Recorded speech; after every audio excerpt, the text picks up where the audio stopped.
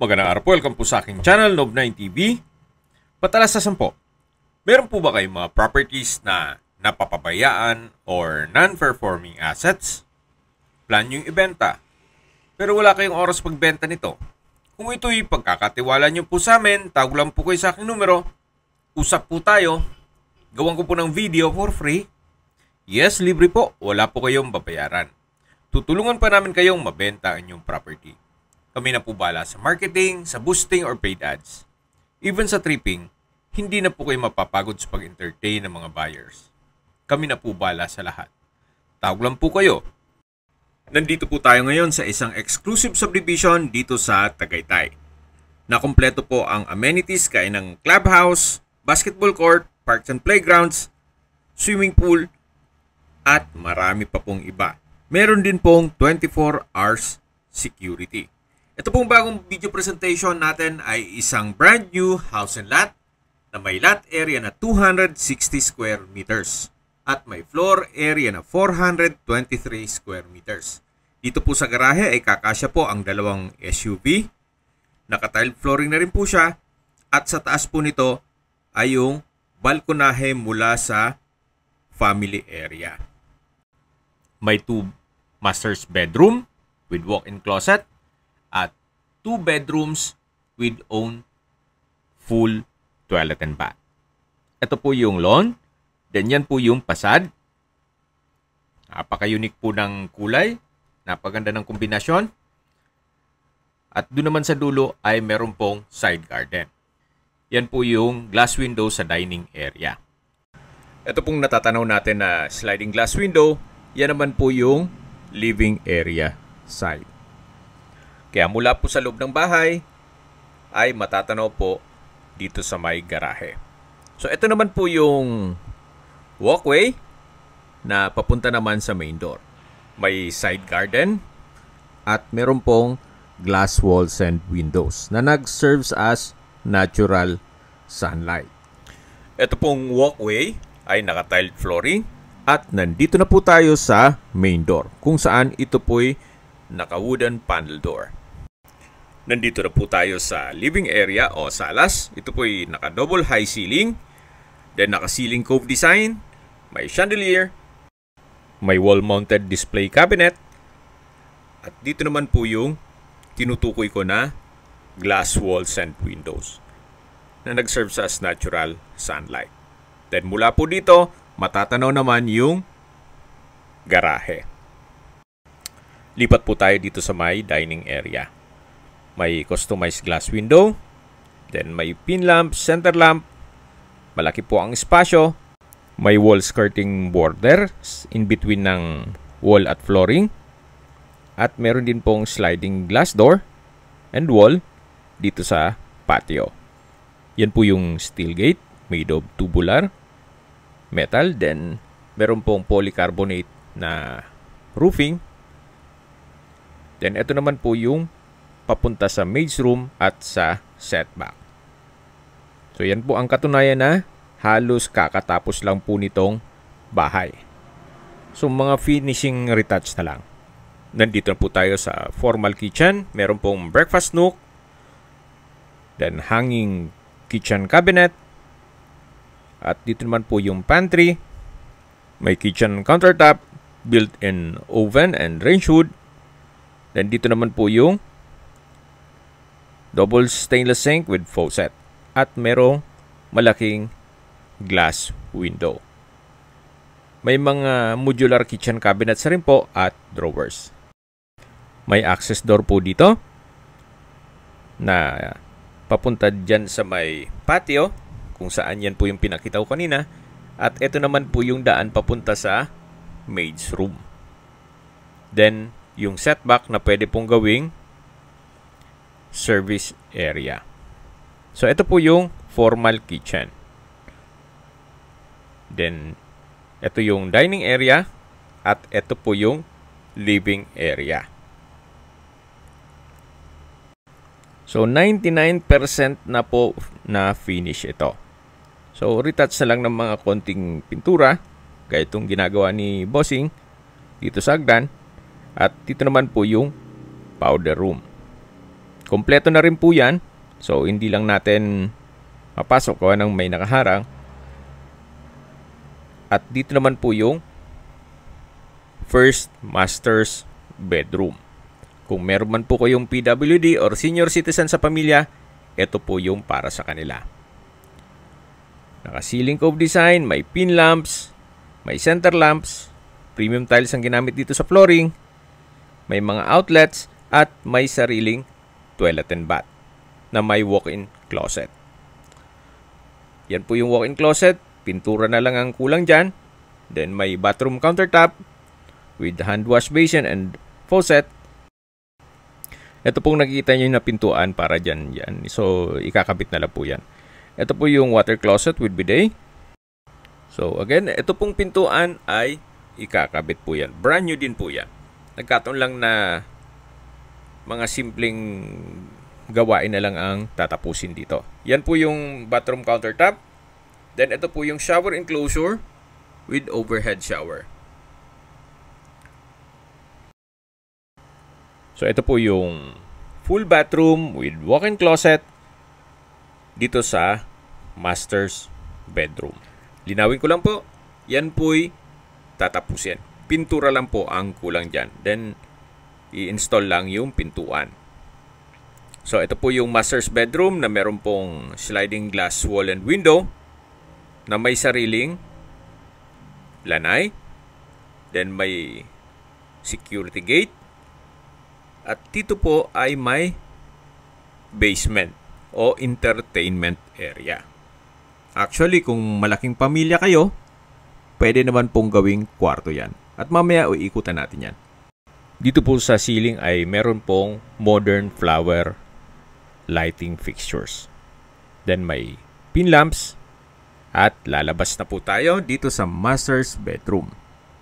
Yan po ulit yung living area. At ito na po yung stairs, naka-wooden staircase, wooden handrail, at glass railing. May staircase window, nag-serve as natural sunlight na rin dito sa hagdan, at nandito na po tayo sa second floor. Yan po yung hallway. Then ito po yung open below, na naka-ceiling cove design. At yan po yung living area o salas. Ito po yung hallway. Bago natin pasukin lahat ng mga bedrooms, dun po muna tayo sa family area. Ito pong family area ay napakalaki din po ng spasyo. Pero kung malaking pamilya din kayo, pwede naman po itong i-convert for another bedroom. Depende po sa magiging use nyo dito. So, may mga sliding glass doors and windows na may access po dito sa balkonahe. Yan po yung kapaligiran. Napakatahimik, napakaliwalas, at malamig po ang klima. Hanggang dito po sa dulo ang balkonahe. Yan po yung sliding glass window. At dito naman po yung sliding door glass. So, nire-retouch na lang po ang pintura dito sa railing. Balik po ulit tayo dito sa loob. At tunghan nyo po ulit itong family room. Naka-wooden design itong tiled flooring. May mga outlet na rin. At may display cabinet o TV rack.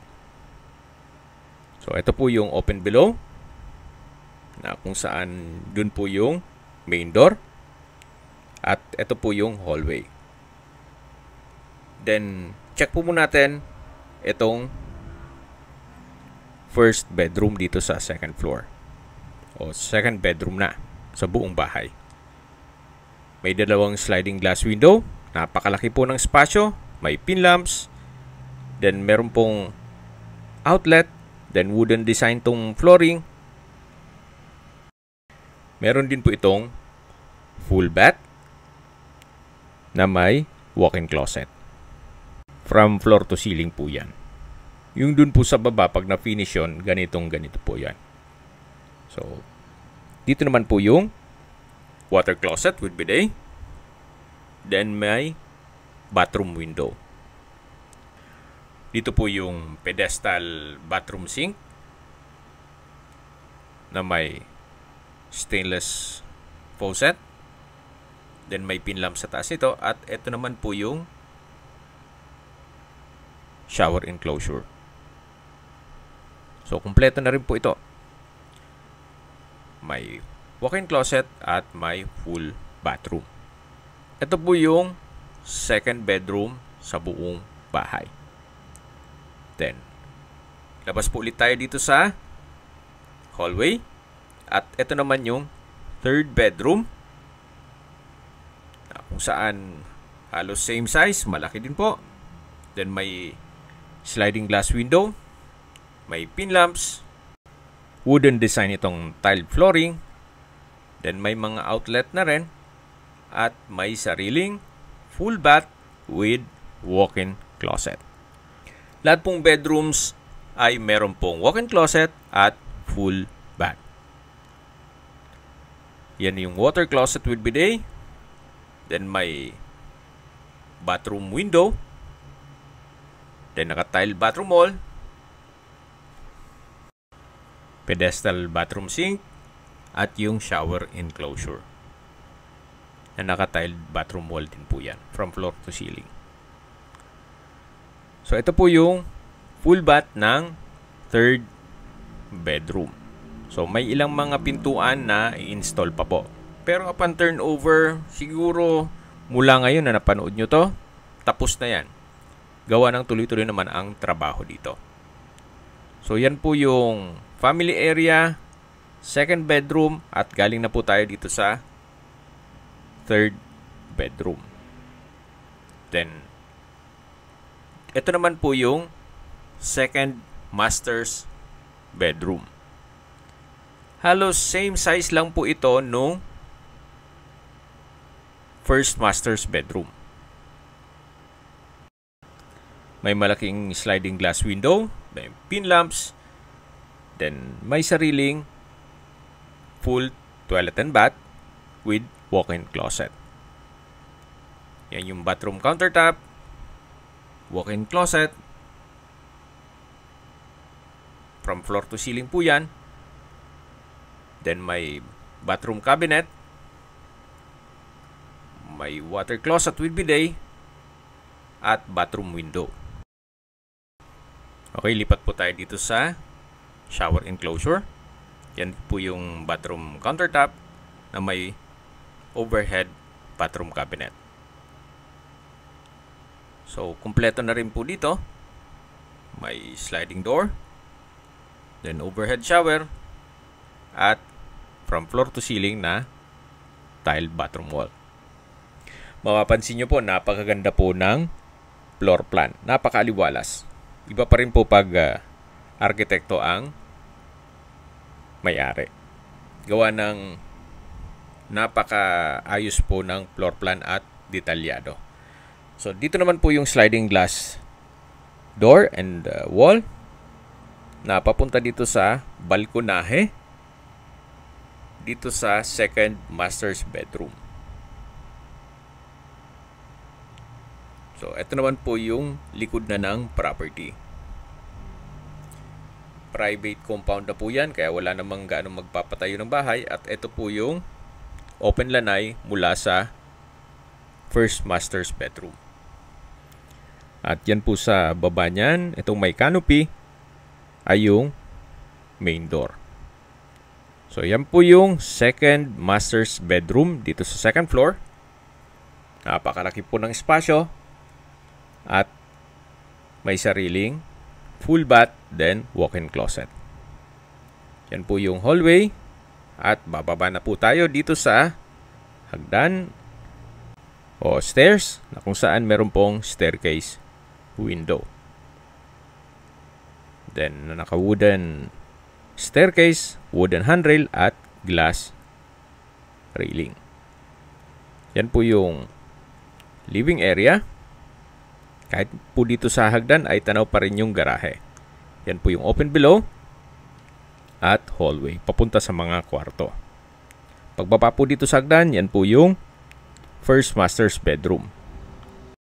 Tungayin nyo po ulit itong living area o salas bago tayo lumabas. At dito na po tayo sa master's bedroom. Ito yung walkway.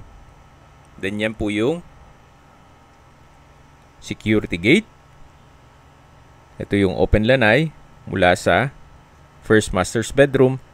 At ito po yung tinutukoy ko na basement na pwedeng gawing music room o entertainment room.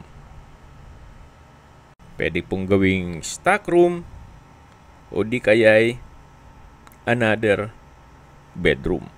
So, depende po sa magiging use nyo dito. Gawa ng malaki din po ang espasyo nito. So, kahit ilang double deck, kakasya po dito. Maganda rin kung music room, gawa ng kahit mag-video kayo, hindi po maririnig ng mga kapitbahay. So, akit na po tayo. Yan po yung basement o entertainment room o music room. Pag akyat po natin, ito po ulit yung open lanay mula sa master's bedroom. Pag diniretso na po yan na po yung main door at sa dulo yung garahe. Okay, habang naglilibot po tayo, maisingit ko lang ang distance, location at travel time. Mula sa Picnic Grove, ang distance is 3.8 kilometers at ang travel time is 10 minutes. Mula naman po sa Starbucks downhill, ang distance is 1.4 kilometers at ang travel time is 9 minutes. Mula naman po sa Tagaytay Rotonda, ang distance is 2.9 kilometers at ang travel time is 12 minutes. Kumpleto na po doon gaya ng malls, hotels, restaurants, banks, schools, church at hospital. Yan po yung lagi kong binabanggit sa aking video na dapat niyong i-consider sa paghanap ng property, yung meron pong malapit na hospital. Hindi ko naman po sinasabing sakitin kayo. Yan naman po for emergency purpose lang naman. At mula naman po sa Calac Silang Interchange, ang distance is 16.9 kilometers at ang travel time is 54 minutes. Mula naman po sa airport o Manila, ang distance is 56.4 kilometers at ang travel time is 1 hour and 52 minutes. Nandito po ulit tayo sa patio. At ito po yung access door papunta sa formal kitchen. Meron po pala itong centralized na water heater. At ito naman po yung maid's room na kung saan malaki naman po ang espasyo nito, high ceiling at may sariling toilet and bath. Maayos naman ang toilet fixtures at ito'y naka-tiled bathroom wall. So, labas po ulit tayo. Ito po yung setback. Then hanggang sa dulo po yan. Na pwede nyo pang gawing service area. So ito po yung back view ng bahay. So ilan na lang po mga retouch ang gagawin dito. Then installation ng mga pintuan. At yung shower enclosure. Okay, sa presyo na po tayo. Binebenta po ito ni owner sa halagang 17.5 million pesos.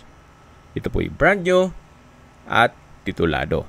Buhay po ang may-ari, kaya wala po kayong maging problema sa documentation o sa transfer ng title. Naka-fully fenced at nasa loob ng isang exclusive subdivision na kumpleto ang amenities at may 24 hours security. Kung may mga katanungan po kayo, tawag lang po kayo sa aking numero. At sa mga kababayan naman natin nasa ibang bansa, meron po akong Telegram. Sa mga iPhone user naman, may iMessage. Meron din pong Imo, Skype, Viber at WhatsApp. Same number lang po, 0917-316-3399. Sa mga nagtatanong naman po ng aming Facebook, meron po kaming Facebook page na Nov9TV at Facebook Real Video. Meron din pong TikTok at Instagram. May ibang YouTube channel po kami na The Nov9TV Channel, Nov9TV Listings, at Nov9TV On The Spot. Real talk, real fast.